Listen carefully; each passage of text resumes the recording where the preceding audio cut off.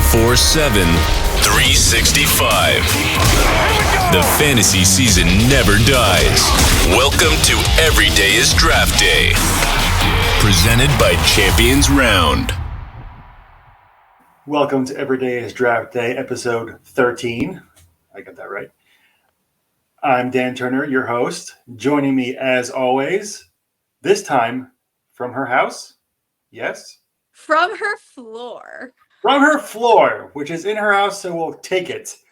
We're Smalls. getting somewhere, though. At least I'm at my house. Yes, sooner or later you'll get there, but baby steps. We got you in your house. Now we got a desk, and how are you, Steph? I'm fine. I don't want to talk about the Giants.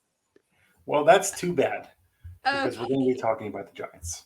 That's in our contracts. We have to talk about the Giants at least once a week. So yeah. So anyway, NFL trade deadline was today, and nothing happened. It was so boring. So anticlimactic, huh? A big snooze fest. You had all these rumors about Deshaun Watson and Evan Ingram and Allen Robinson, and it was none of them. No one got traded of any significance. So it was a big snore fest. So that was pretty much what the show was going to be, was, getting the reaction of the trade deadline, but we just gave it to you, and that took about 15 seconds. So what we did instead was we tried getting some questions from our lovely viewers, and we're going to be answering them today instead. So let's start it off with the first question. For the rest of the season, would you rather have Trey Lance or Justin Fields? I think Fields is more viable right now because it seems like no matter what, the 49ers are pretty set on Jimmy, even with Lance. I don't know what is going on with his injury and when he'll be back, but, Justin Fields did finish QB5 this week. He had 26.3 fantasy points, but that was in the absence of Nagy. So does that mean when Nagy comes back, we're going to see him regress to what we've kind of been seeing from him, this struggling rookie quarterback through the, 7 weeks or whatever it was prior to this week? I think that if it came down to a redraft and a dynasty question, I might feel more comfortable with Fields in the redraft, but I think I like Lance a little bit better for dynasty. But regardless, I think here you have to go with the safety that is Fields, which is a oxymoron in itself because it's not that safe. It really isn't. It really was. I mean, we all saw it coming as soon as Nagy wasn't gonna, be one coach, and we knew that Fields was gonna have a good game. So, like you said, is it just because he was gone, or was it a decent game plan, or the opponent? I mean, it's tough to say. I think it was a good game by Fields. I think we just need to see him do it consistently when Nagy comes back. Yeah, and I looked at, their schedule isn't the easiest. They have some easy matchups, like the Giants, like the Lions. They play the Vikes twice, but then they've got a couple hard matchups there. So I think it's going to come down to a lot with Nagy. Right. Well, we'll see. We'll see how it goes. Hopefully, Fields is doing good. He's one of the one of the rushing upside quarterbacks. So with the way quarterbacks and the injuries and everything, hopefully he can continue his good game from last week for the rest of the season. All right, next question coming in. What do we do with Antonio Gibson? Gibson's pretty much been playing hurt with a shin injury most of the year. D. McKissick has taken some of that workload and done well with it. With how high you drafted Gibson and with him still playing, what do we do with him now? I mean, you can't do anything with him. Like, there's really nothing. I mean, like, realistically, you're stuck now. Like, if you did not make a move prior, you got it. I don't think you're not getting much for Gibson, especially in redraft. You're definitely not getting anything. And I don't think you're selling him very high either because of McKissick. I think McKissick has done a really good job this week, coming off RB15. He looks awesome, 17 plus fantasy points. they're obviously easing in Gibson. They kind of did this last year. You saw the same exact thing. When he came back from that injury, they did not give him the same workload. He had like 8-point fantasy weeks those following 2 weeks or so. Could they work him back in? Sure. But Washington's also a little unpredictable, and they obviously are relying on McKissic. So you might get flashes of Gibson again, but how healthy does he stay, and what does Washington do with him? So you kind of just have to hold here, and then hopefully he gets back more of that workload. But they seem to be pretty happy with McKissic. Yeah, I agree. I mean, in all honesty, Washington isn't really doing going anywhere this year anyway, and McKissick's been able to. They do. Everyone stinks except for Dallas, pretty much. Yeah, but we stink a little less, to be honest. Like the Eagles and the Giants stink, but the Washington really stinks. Yeah, they like stink like not take a shower for a week. We at least take a shower every like 4 days or so. Yeah. But no, with McKissic performing as well as he does, I don't see any reason for them to change what they're doing. I think that it's really an impossible situation with Gibson because of people are going to be wanting to trade him because of his name. But anyone that's paying attention knows that he's not giving you that value that what you drafted him for. So you pretty much have to hold him unless you want to take like a complete sell him at basically as low as trade value. So, yeah. I mean, you pick up if McKissic is still available. I think that's something you should look into. Is having him to play as an option there is the handcuff. So I think that is probably what you should do. If there's because we basically gave you no response. But if you should do anything, I think it's that you should pick up McKissic, right? Right. Also invite us to your league, because if McKissic is still there after this long, I want to play in your league, please. Yeah, me too. Because someone's not paying attention. Someone's asleep at the wheel if McKiссic's still there on the waiver wire.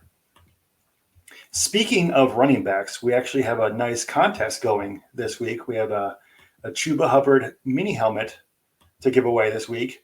The details will be posted on social media, but the secret phrase that's going to be needed to win that contest will be Hubba Hubba. That is the. I was so excited to hear you say. I know you and Jason did this on purpose for having me to say that. That is I am 100% certain. But the key phrase is Hubba Hubba. So when we release the details of the contest, make sure you have that key phrase in mind when we ask for it to be entered and to win that signed Hubbard mini helmet. Moving along, speaking of running backs again and injuries. We lost Derrick Henry for pretty much the rest of the season with a bad injury. That's really, hurting because he was pretty much the most consistent running back for the entire year, for the past couple of years, actually. With him out, who's the best person to pick up on the waiver wire at this point? I have a couple. So one is going to be McKissic. If he's an option, he probably is not. That's probably the most unrealistic one. But again, he's finishing this week RB15, picking up over 17 points. They're obviously giving him a workload, but some more interesting options. You won't be able to get him because he's been on my bench in every league. But if you're not playing in a league with me, Boston Scott, RB12, 18 fantasy points, absolutely led this backfield, 29 snaps, 12 touches, 2 TDs. Go get him. I think he is absolutely worth bidding on if he's available. By now, I think people are starting to, I'm sure it's going to be a bidding war to get him. Another one that I think is interesting is Gore. Not Frank Gore. Frank Gore's love child. I don't know if it's his love child, but I think this is the piece that the Chiefs need to kind of stay in this. And you saw him just dominate. I mean, he looked so dynamic, so fantastic yesterday.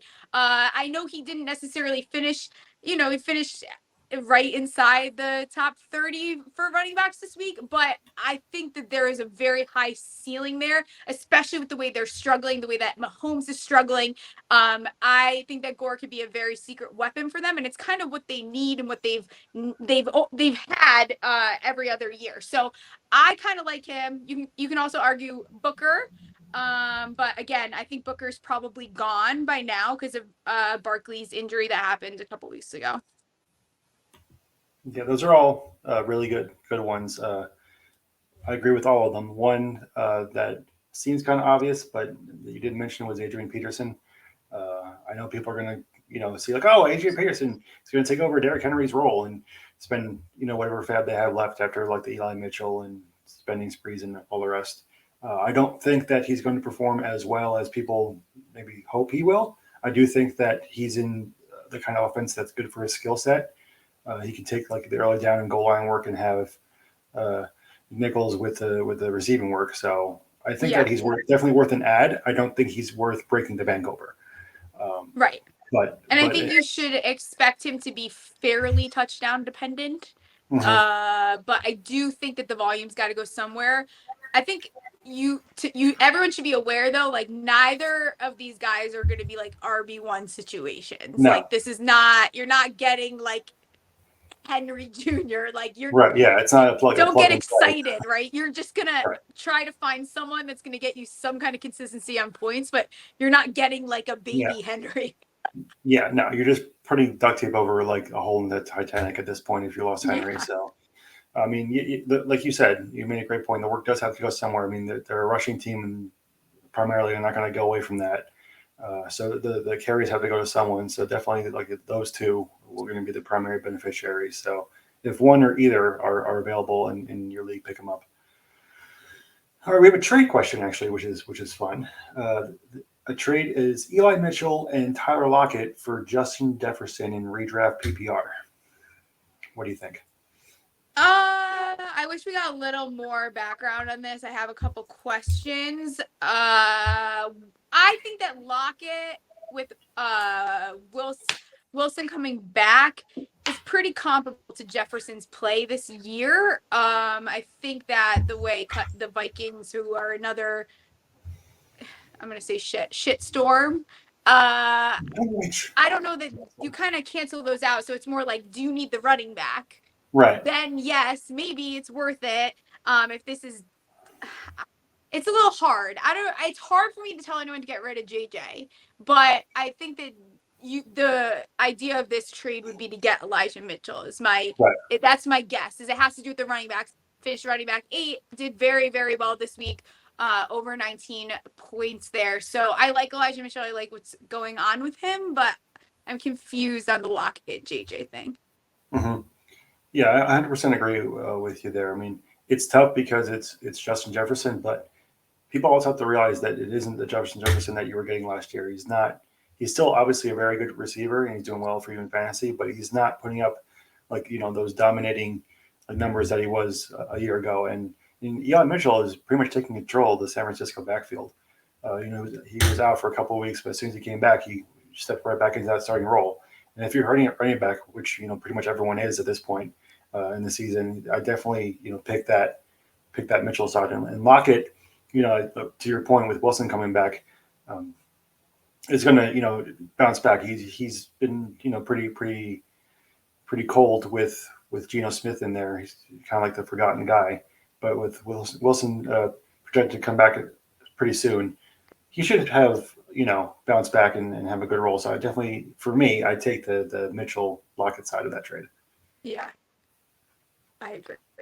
I'm okay with that. It's so annoying. Lockett's so annoying though. Like he is. Don't just randomly do that this week. Don't piss me off. Like we decided that you were not going to do well with Geno Smith as a community, and that's what you need to do, because I need consistency out of you. Don't end up being the wide receiver 5 this week.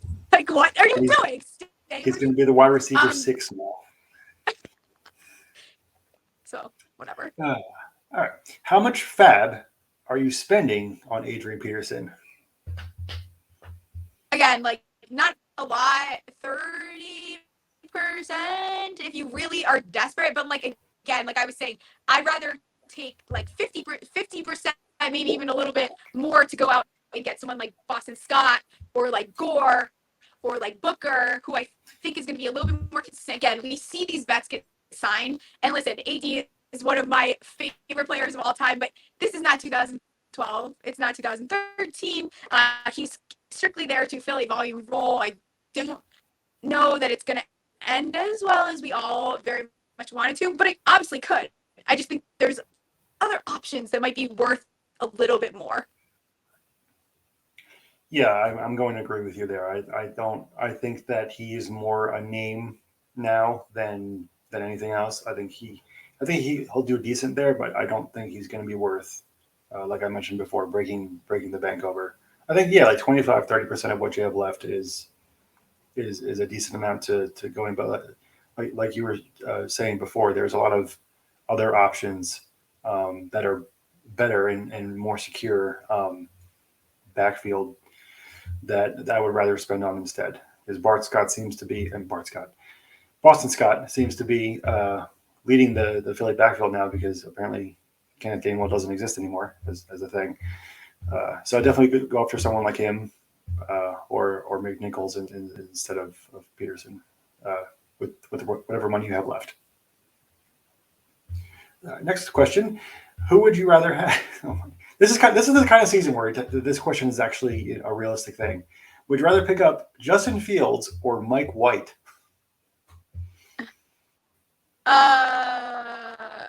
Okay. Here's my thing.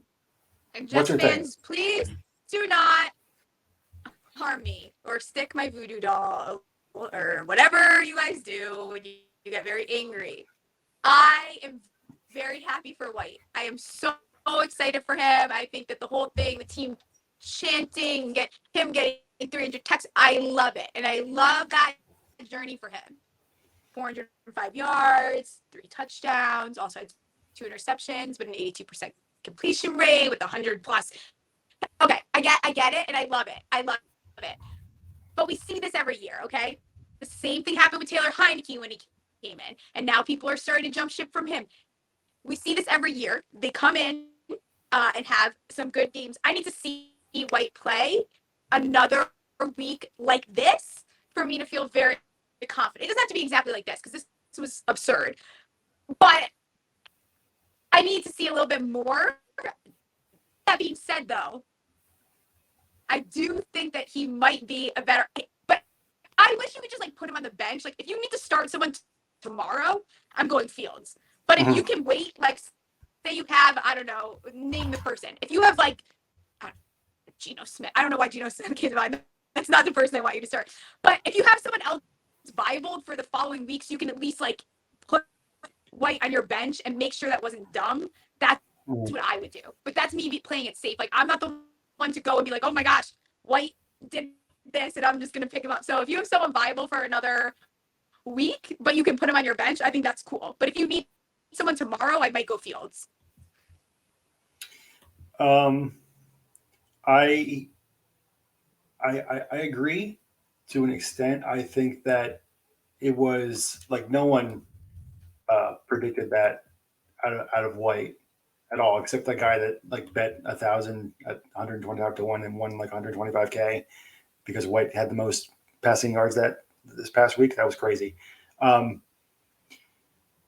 It wasn't even a thing where it was a bad opponent because the Bengals, are a great team, and the Jets have the Colts this week on Thursday Night Football. So, I mean, Fields has that rushing upside. I just, like you pointed out before, I just don't know if Nagy comes back, how much that will ruin the stock of Justin Fields. So I'm a bit more of a gambler. So if at this point in the season, you kind of know where you are in fantasy leagues. If you're close to the playoffs or if you're out of it completely. Yeah. If you're hunting for that last spot or you're in that the bottom tier of the playoff teams, try to hit the home run. Start White and see what happens. Yeah. That's what I would say. But if you're in first place or you're pretty secure or something, then play Fields. It's not like Fields is going to be or shouldn't be bad. You should still have a decent game, hopefully. But it really depends on where you are in your individual league and what your other options are. That's a good point. And I did want to make that point. It's if you need to just, at this point too, we're at that point where it's you might just have to reach through the, I put Boston Scott in this week in a bunch of leagues I'm not doing well in. Because I'm just going to go for that chance that the ceiling is there and see how it goes versus and you might have to do that, right? If you put in White and he does perform like this, then maybe you can bump yourself. But if you're okay and don't have to really risk it, and you can go Fields too. So you have to also play to how you're doing. Like if you're in the 11th spot, you have to pick up the pace. Then throw him White. Maybe he's that darling. Yeah, you never know. Maybe he just is that guy that comes out of nowhere and crushes it. But we'll see. Like we said, the Colts are a decent team to play against. So if he can repeat the kind of performance they had against Cincinnati, he'd probably be the real deal. And then the Jets have a real decision to make on what they do at quarterback the rest of the season. All right, a couple more questions to go through. So next one up, will Khalil Herbert sustain his numbers when David Montgomery comes back from injury? I think I'll take this one first, if you don't mind. Thanks, because I don't know the answer. I think that he does. I think that Montgomery might come back and start, quote unquote, but I think that Herbert has definitely proven that he is good enough to get a substantial amount of the work either way. I mean, this is a rookie that ran on Tampa, and no one runs on Tampa. So I think that in my opinion, and I'm just saying this because I have a ton of Herbert, I think that Montgomery will probably be the de facto starter and get the majority of the carries, but I think that Herbert should definitely carve out a substantial enough role where he's still useful to you in your starting lineup in terms of fantasy. Yeah, I think it's fair. I think also it's kind of similar to like the Gibson situation where like these players come back and it's not like they're definitely going to go back right away to their workload. So does that happen with Montgomery? We also don't know exactly when Montgomery's coming back. People are talking about them after bye week, whatever it is. So, but I think again, like you said, he has proven to be someone that deserves to get targets on that team. So I think that he's still going to put up numbers. He didn't really have as great of a week though this week, right? I don't think he did. No. Yeah, he didn't. I'm pretty sure he finished like RB 32 on the week. I forget. I didn't look at. I forget what the stat line was, but regardless, I think, and another part too is that because Nagy wasn't there and Justin Fields was rushing like crazy. Right. So there's a lot of questions in Chicago regardless.